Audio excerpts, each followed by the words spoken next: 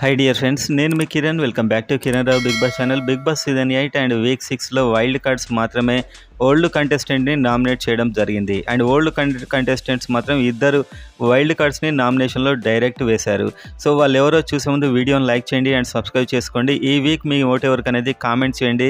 So కామెంట్స్లో తెలుస్తుంది ఈ వీక్ డెఫినెట్గా ఎవరు స్ట్రాంగ్ ఉన్నారనేది.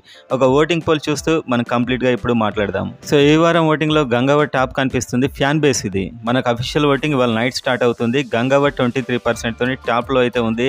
విష్ణుప్రియ సెకండ్ ఉంది 21%. ఈమెకు చాలా నామినేషన్స్ అయితే వేశారు. మెయిన్ కాన్సెప్ట్ ఏంటంటే పృథ్వీ కంటే ఎక్కువ గేమ్ మీద దృష్టి పెడితే విష్ణుప్రియ టాప్ రేంజ్లో ఉంటుంది. సో కింద ఉన్న కంటెస్టెంట్ వైపు కాకుండా పైన ఉన్న టైటిల్ వైపు చూస్తే బాగుంటుందని నా ఉద్దేశం.